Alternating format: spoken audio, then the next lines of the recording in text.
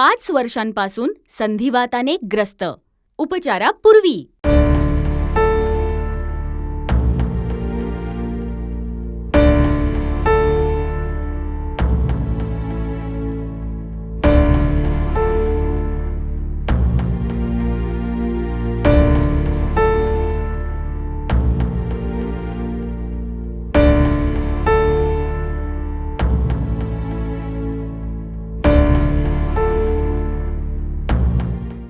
पाच वर्षांपासून संधिवाताने ग्रस्त.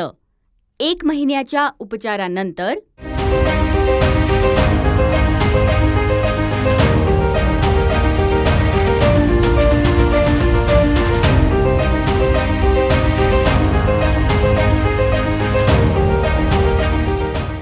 माझं नाव नंदिनी आहे आणि माझ्या 2 मुली आहेत. माझे पती आहेत ना HDP कंपनीत कामाला आहेत आणि मी टीचर आहे आणि इथे मी रत्नागिरीहून आले. ॲक्च्युली मला 5 वर्षांपासून गुडघेदुखीचा त्रास होता. मी दुखणं सहन केलं. मी RJR हॉस्पिटलमध्ये आले त्यानंतर माझा त्रास निघूनच गेला. मला खूप बरं वाटायला लागलं, जसं नवीन आयुष्य चालू झालं. सुरुवातीला माझ्या इथे इथे इथे इथे इथे सगळीकडे त्रास व्हायचा. मला दुखायचे, गुडघेसुद्धा खूप दुखायचे. माझे हात, पंजे सगळे जॉईंट्स दुखायचे. मग ह्या लोकांनी मला तेल लावायला दिलं. मग मी तेल लावलं आणि मग चिंचेचा लेप त्यांनी मला लावायला सांगितलं. मला ते दुखणं अजिबात सहन होत नव्हतं. माझ्या पायांना सूज आली होती, जसं माझ्या तळपायांना त्रास होत होता. मग मी दुसरं हॉस्पिटलमध्ये गेली, तिथे ट्रीटमेंट घेतली. तेव्हा त्यांनी सांगितलं की तुम्हाला थायरॉइड आहे, पायांचा त्रास आहे. त्यांनी सांगितलं की माझ्या गर्भाशयात गाठी झाल्यात. तर मग हे ऐकून मला तर शॉक बसला. मला काय करावं काही सुचेच ना. मी खूप टेन्शनमध्ये आले होते. माझ्या मुलींची मला काळजी वाटू लागलेली. मला रडायला येत होतं खूप. माझे आजूबाजूचे माणसं मला सांगायला लागले की तुम्ही स्टेरॉइड्स घेऊ नका, तुम्ही प्रॉपर ट्रीटमेंट घ्या, नाहीतर तुम्हाला खूप त्रास होईल. तुम्ही औषधं घेतली तर बरं वाटेल. मग इथून मी दुसऱ्या हॉस्पिटलमध्ये गेली. मी तिथे ट्रीटमेंट घेतली. जेव्हा दुसऱ्या हॉस्पिटलमध्ये गेले तेव्हा त्यांनी मला सांगितलं की आयुष्यभर तुम्हाला स्टेरॉइड्स घ्यावे लागतील. हे ऐकून मी घाबरले. माझं आयुष्य कमी होत होतं आणि माझ्या मुलींकडे मला लक्ष देता येत नव्हतं. असं वाटत होतं की माझ्या पतीला, माझ्या परिवाराला मी सोडून जाते. मला भीती वाटत होतं की मी आयुष्यभर अंथरुणाला खिळून तर राहणार नाही. त्याच वेळी मी निर्णय घेतला की मी आता स्टेरॉइड्सचा वापर करणार नाही. मी ते फेकून दिलं.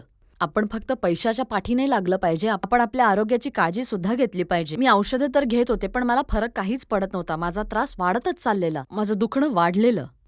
माझी हेल्थ कंडिशन इतकी खराब झाली होती की मला उठून वॉशरूमला जायला सुद्धा त्रास व्हायचा. माझी कामं करण्याकरता मला मुलीची मदत घ्यावी लागते. मी टीचरचं काम कसं करू शकेन? माझं आयुष्य कमी होत होतं. मला काही काम करायला जमत नव्हतं. माझ्या मुलीला मी कसं काय पुढे नेऊ शकणार होते? मी खूप रडले. तुम्ही सुद्धा तुमच्या आयुष्याची काळजी घ्या, हे मी माझ्या मुलींना सांगितलं. तुमची आई आता काय बरी होणार नाही. या आजारपणामुळे मी अंथरुणाला खिळून राहील, यावर औषधच नाहीये. एक दिवस मी जेवण बनवत होते. माझे पती TV बघत होते. तेव्हा त्यांनी मला सांगितलं की RJRची ॲड येते बघ जरा. त्यांच्या हॉस्पिटलची ॲड येत होती.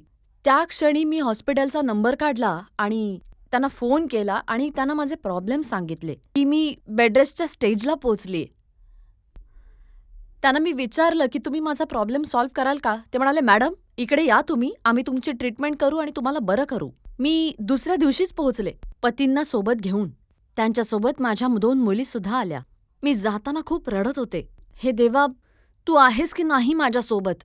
जेव्हा मी RJR हॉस्पिटलमध्ये आले त्यानंतर त्यांनी सांगितलं 3 दिवसाच्या आत तुम्ही उभं राहू शकाल आणि चालू सुद्धा शकाल तुम्ही. हे सगळं ऐकल्यानंतर माझी हिंमत वाढली.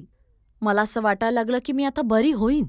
दुसऱ्या हॉस्पिटलमधले मला सांगत होते की तुम्हाला लाईफ लाँग स्टेरॉइड्स घ्यावेच लागतील, समजलं? नाहीतर तुमच्या बॉडीतले पार्ट्स खराब होतील.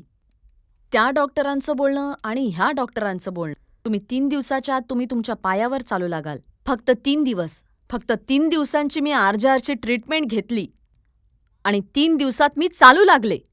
माझ्या मुली, माझे पती, माझ्या शाळेतली मुलं सगळे मला विचारू लागले की तुम्ही चालू लागलात?